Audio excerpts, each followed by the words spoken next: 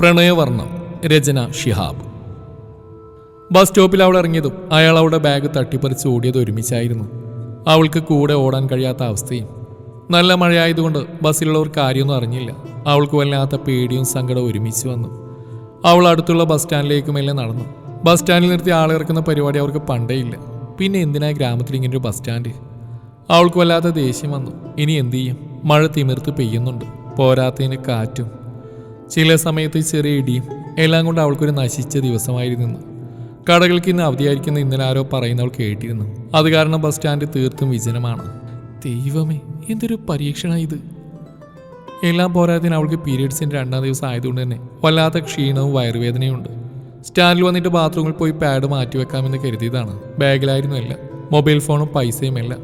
പെട്ടെന്ന് ശക്തമായൊരു ഇടിപൊട്ടി. പരിസരം മറന്ന് അവൾ ആർത്ത് കരഞ്ഞു. ആര് കേൾക്കാൻ? ദൈവമേ, എന്തൊരു വിധി! പെട്ടെന്നൊരാൾ കാറിൽ ബസ് സ്റ്റാൻഡ് വരെ വന്ന് നിർത്തിയത്. മഴയായതുകൊണ്ട് അയാൾ സ്റ്റാൻഡിലെ ബെഞ്ചിലിരുന്നു. അപ്പോഴാണ് അയാൾ അവളെ കണ്ടത്. അവളിൽ വല്ലാത്തൊരു ഭയവും പ്രതീക്ഷയും ഉടലെടുത്തു. അയാളെ അവൾക്ക് നല്ല പരിചയമുണ്ട്. ടൗണിലൊരു ചെറിയ തുണിക്കട നടത്തുന്ന ആളാണ് അയാൾ. അയാൾ അവളെ നോക്കി ചോദിച്ചു, എന്തുപറ്റി? അവൾ പേടിയോടെ വീണ്ടും കരഞ്ഞു. മോളെ കരയാതെ കാര്യം പറ. അപ്പോഴാണ് അയാൾ അവളുടെ കാലുകളിലേക്ക് നോക്കിയത്. ചെരുപ്പ് വരെ ബ്ലഡ് കാണുന്നുണ്ട്. ഹോസ്പിറ്റലിൽ പോണോ? വേണ്ട, എനിക്ക് എത്രയും പെട്ടെന്ന് എൻ്റെ വീട്ടിലെത്തണം. അവൾ വീണ്ടും കരഞ്ഞു. നിന്റെ വീട് എവിടെയാ? ഇവിടുന്ന് 2 കിലോമീറ്റർ പോകാനുണ്ട്.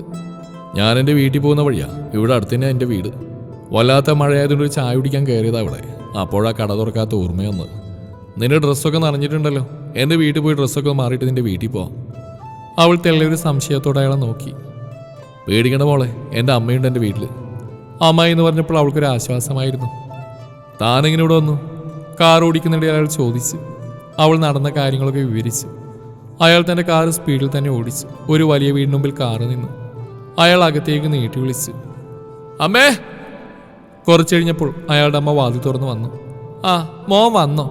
ഈ മഴയത്ത് പുറത്തു പോകണ്ടെന്ന് പറഞ്ഞാൽ കേൾക്കില്ല എന്ന് പറഞ്ഞുകൊണ്ട് അയാളുടെ അമ്മ വന്നു. അപ്പോഴാണ് അമ്മ ആ പെൺകുട്ടിയെ കണ്ടത്. ആരാ മോനെ ഇത്? അയാൾ കാര്യങ്ങളൊക്കെ വേഗം പറഞ്ഞു. മോള് വേഗം അകത്തേക്ക് വാ. അവൾ വേഗം അകത്തേക്ക് വന്നു. അമ്മേ, ഞാനിപ്പോൾ വരാം എന്ന് പറഞ്ഞ അയാൾ പോയി. അയാളുടെ അമ്മ അവൾക്ക് വേണ്ട കാര്യങ്ങളൊക്കെ ചെയ്തു കൊടുത്തു. അവൾക്ക് വല്ലാത്തൊരു ആശ്വാസമായിരുന്നു അപ്പോൾ. മോളെ, ഈ നൈറ്റി തൽക്കാലം ധരിച്ചോളൂ. അപ്പോഴേക്കും ഞാൻ മോളുടെ ഡ്രസ്സ് ഒന്ന് വാഷിംഗ് മെഷീനിൽ ഇട്ട് വരാം. അവൾ ആ വീട് മൊത്തം നോക്കി. വളരെ ഭംഗിയിൽ തന്നെ ആ വീട് പണി ചെയ്തിട്ടുണ്ട്. അവൾക്ക് തൻ്റെ ബാഗ് നഷ്ടമായത് അപ്പോഴാണ് ഓർമ്മ വന്ന്. അയാൾ തിരിച്ചു വന്നൊരു കവർ അവൾക്ക് കൊടുത്തു. ഈ ഡ്രസ്സ് ഇട്ട് നോക്കിക്കോ. അവൾ തെല്ലൊരു മടിയോടെ അത് വാങ്ങി. ആ റൂമിൽ പോയി ഒന്ന് ഡ്രസ്സ് ചെയ്തോളൂ. അവൾ ആ റൂമിലേക്ക് പോയി. ആ കവർ തുറന്നു നോക്കിയപ്പോൾ അവൾക്ക് അവളുടെ കണ്ണുകൾ വിശ്വസിക്കാൻ കഴിഞ്ഞില്ല. അവൾ 2 മാസം മുമ്പ് അയാളുടെ കടയിൽ നിന്ന് നോക്കിയതാണ് ഈ ചുരിദാർ. പക്ഷേ വില കൂടുതലായതുകൊണ്ട് അവളത് വാങ്ങിയില്ല. അവൾക്ക് വല്ലാത്ത സന്തോഷമായി. അവൾ ആ ഡ്രസ്സ് ധരിച്ചുകൊണ്ട് വാതിൽ തുറന്നു. അയാളുടെ കണ്ണുകൾ വികസിക്കുന്നവൾ കണ്ടു. അപ്പോഴേക്കും അമ്മയും എത്തി. ആഹാ, ആള് സുന്ദരിയായല്ലോ. എന്നാമേ, ഞാൻ ഇറങ്ങട്ടെ? അത് പറ്റില്ല, ഈ ചായയും കൂടി കുടിക്ക്. അവൾ ചായ കുടിച്ചു. എന്നാ ഇറങ്ങട്ടെ മോനെ, അവളിന്ന് വീട്ടിൽ കൊണ്ടാക്കി വാ. എന്നാൽ ശരി മോളെ, ഈ കവറിൽ മോളുടെ പഴയ ഡ്രസ്സ് ഉണ്ട് കേട്ടോ. അവൾ അയാളുടെ കാറിൽ കയറി. നിന്റെ വീട് എവിടെയാന്ന് പറഞ്ഞ്? മതിലകം പാലത്തിൻ്റെ താഴെ. കാറിൽ നിന്ന് അവളൊന്നും സംസാരിച്ചില്ല.